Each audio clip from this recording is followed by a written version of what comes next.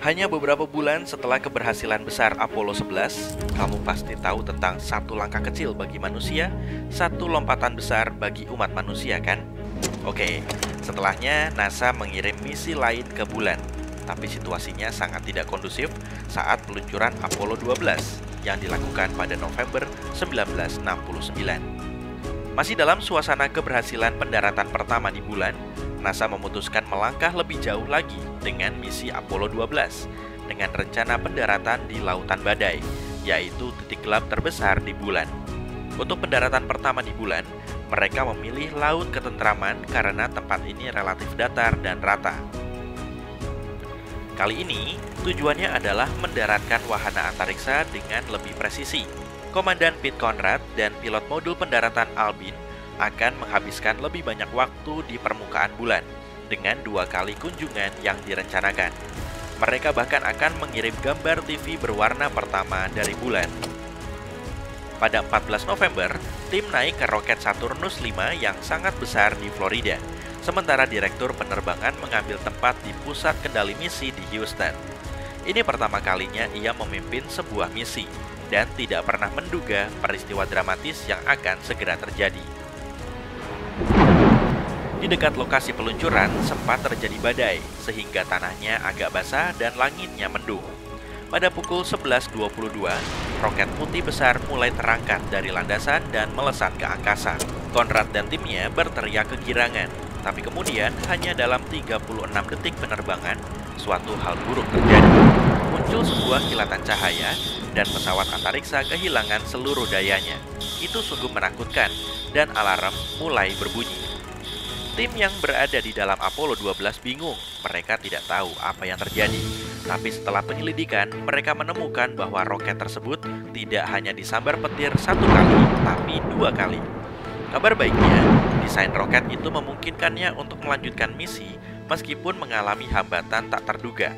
Meskipun mereka tampak berada dalam masalah besar, komputer pemandu Saturnus 5 baik-baik saja dan menjaga roket tetap di jalurnya. Mereka segera masuk ke orbit dan berkata, "Ayo kita pergi ke bulan." 4 hari kemudian, Conrad dan Bean melakukan pendaratan yang luar biasa hanya beberapa meter dari target mereka, Wahana Surveyor 3. Conrad sangat bersemangat untuk menjelajahi permukaan bulan dan tidak sabar untuk keluar. Seluruh tim NASA yang berada di balik misi ini khawatir orang-orang mungkin akan kehilangan minat pada program ini setelah Apollo 11. Tapi mereka punya rencana, siaran TV berwarna pertama dari permukaan bulan. 2 perusahaan ditugaskan untuk menyiarkan misi ke bulan secara langsung.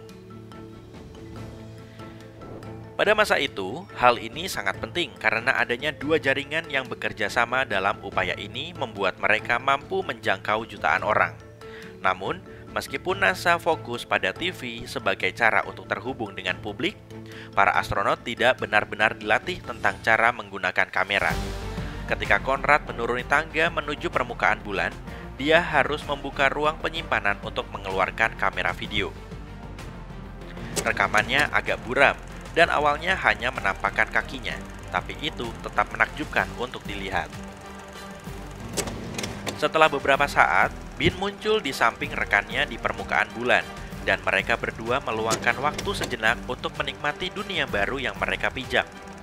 Bean ingin memastikan semua orang di bumi dapat menyaksikan apa yang sedang terjadi. Jadi, dia mengambil kamera dan ingin meletakkannya di atas dudukan. Tapi, ups, tanpa sengaja ia mengarahkannya ke matahari, dan sebagian besar layar menjadi gelap, kecuali titik putih yang sangat terang di bagian atas. Waduh, ya ampun. Meskipun para astronot dan tim pengendali misi berusaha keras, mereka tidak dapat memperbaiki kameranya. Sepertinya sensor gambar rusak parah. Untungnya, jaringan TV punya rencana B. Mereka beralih ke studio di mana 2 aktor yang berpakaian seperti astronot melakukan simulasi berjalan di bulan. Namun, mereka masih memutar suara asli para astronot, sehingga penonton bisa mendengar semua yang mereka katakan. Kisah Apollo 12 tidak berakhir setelah para astronot kembali ke bumi dengan selamat. Pada September 2002, sebuah objek luar angkasa yang aneh terlihat oleh para astronot. Benda itu mengorbit planet kita dengan cara yang tidak biasa. Ternyata, objek misterius itu terkait dengan misi Apollo 12. Para ilmuwan awalnya mengira objek tersebut adalah asteroid. Mereka terkejut dengan penemuan ini karena mengira bulan adalah satu-satunya objek alami yang mengorbit bumi. Namun, benda itu sama sekali bukan asteroid, melainkan buatan manusia. Ternyata itu adalah roket yang meluncurkan astronot Apollo 12 ke bulan. Roket ini meninggalkan bumi pada tahun 1969 dan kembali lagi 30 tahun kemudian. Menurutmu apa yang terjadi padanya selama itu? Roket yang dinamai Saturnus 5 ini memiliki 3 bagian, masing-masing dengan tugas khusus untuk membawa para astronot ke bulan. Bagian pertama terbakar selama 2,5 menit, mengangkat mereka ke ketinggian 67 km di atas permukaan bumi. Bagian kedua kemudian mengambil alih selama 6 menit, membawa mereka lebih tinggi dan lebih cepat. Terakhir, tahap ketiga membakar dengan cepat untuk membawa wahana antariksa ini ke orbit. Sesampainya di sana, ia melakukan pembakaran lagi untuk mengirim roket dan kru menuju bulan. Setelah itu, bagian ketiga seharusnya dibuang dengan aman, atau begitulah harapan semua orang. Namun, selama misi Apollo 12, bagian itu tidak berjalan sesuai rencana. Untuk melepas bagian ketiga Apollo 12, NASA harus memprogramnya agar memiliki jalur khusus untuk bertemu dengan bulan. Namun perhitungan pertama mereka mengarahkan bagian ketiga roket ke sisi bulan yang salah. Jadi, mereka harus menyesuaikan target dan kecepatannya. Untungnya, bagian ketiga memiliki pendorong kecil yang membantunya berbalik arah.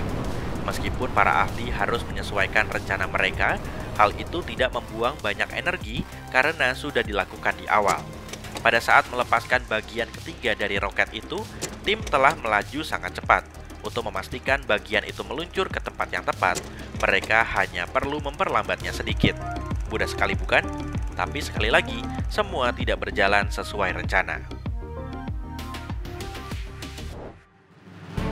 Pada kenyataannya, ada sedikit masalah dengan sistem pelacakan NASA ketika mengirim roket ini.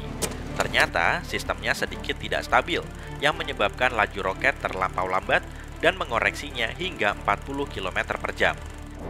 Kesalahan kecil ini akhirnya mempengaruhi lintasan awal roket.